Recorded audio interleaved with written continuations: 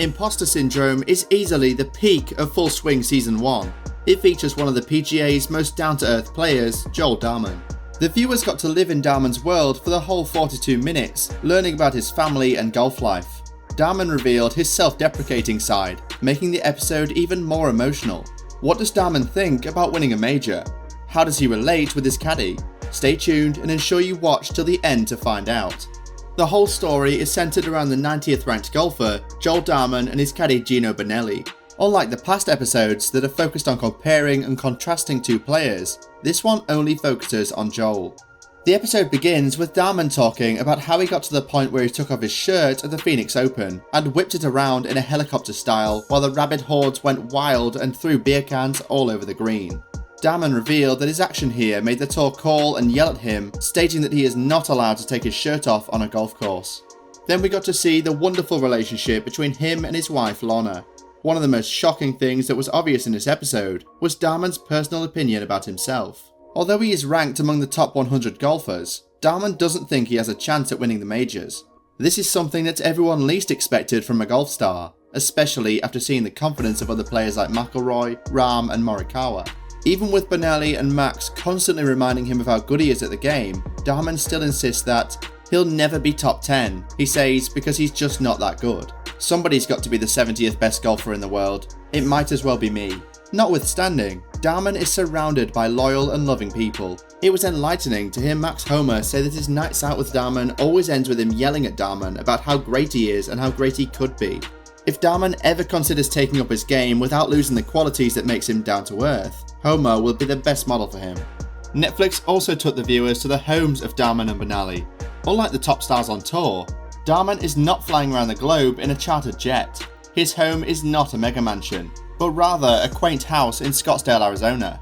During the home visits, Dahmen hosts a taco night. On another occasion, Dahmen and Lorna go on a trip to a stroller emporium, where the pair are seen preparing for the birth of their first child. Dahmen didn't always start out with this kind of mindset, but everything changed when life hit him hard. While growing up, Dahmen was so good in golf that he became a junior golf star in Washington. He earned a scholarship to the University of Washington. However, prior to setting off to Seattle for college, his mother was diagnosed with terminal cancer, passing away 6 months later. "She did everything for me," Dahmen said. "I never made my bed, I never did laundry, I was so spoiled by her."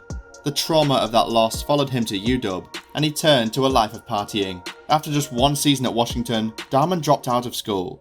He spoke candidly about his struggles during this time, calling himself a leaf in the wind who had little direction in life. He turned pro in 2010 and earned status on the Canadian Tour, but just a year later, life threw him yet another curveball as he was diagnosed with testicular cancer. The trials he faced in this period of his life would be enough to sink some, but not Dahmen. Another shocking part of this segment was hearing Dahmen's view about his cancer. For someone who lost his mother to contemplate the idea that in his case, the cancer may have been a blessing in disguise for how it sharpened his appreciation for life, and his focus on succeeding at golf shows a depth of thought that is not common. "I think myself having cancer probably changed my life for the better," he said.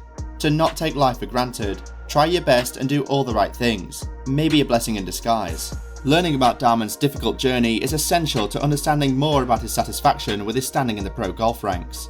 Joel's bagman, Gino, featured a lot in this episode, as it's really hard to think about one without the other once you get to know their friendship.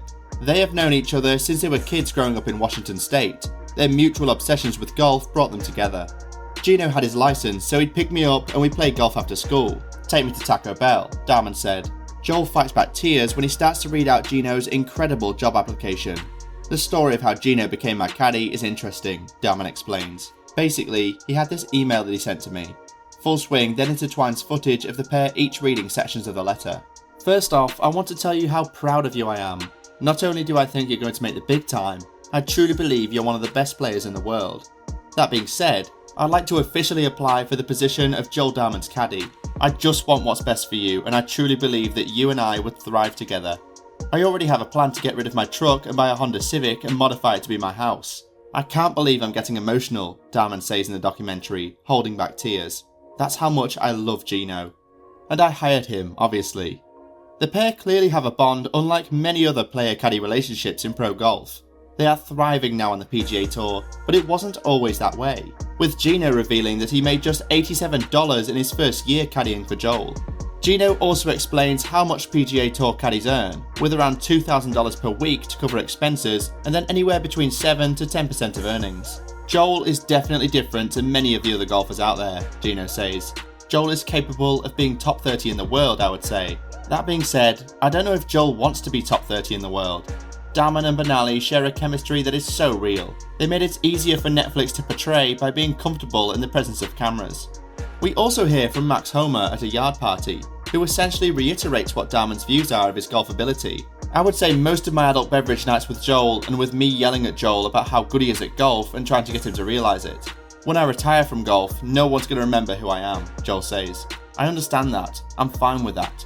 I'm not playing for legacy. Some people will be like, well, that's why you'll never be great, because you don't believe it. The episode follows Joel and Gino at the US Open final qualifying, which he wasn't even sure about entering. He eventually makes it through after a poor opening 18, some White Claws at lunch, and then a brilliant second round to take one of the 13 spots. Joel doesn't even seem sure of playing the second round, but he catapults himself up the leaderboard to book his spot at Brookline for his third appearance in the USA's National Open. From qualifying into the event, Joel then goes on to tie the lead at the halfway point of the US Open, and the filmmakers follow him throughout the week.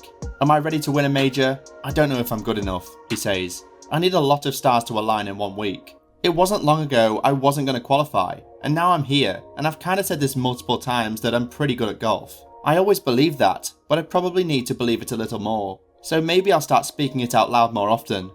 Joel doesn't go on to win the US Open, but he does win over $400,000, and both he and Gino will win a huge amount of fans after this episode. Do you think Joel Dahmen will win the majors? Share your thoughts in the comment section below. Thanks for watching, and don't forget to like, share and subscribe to this channel. See you in the next video.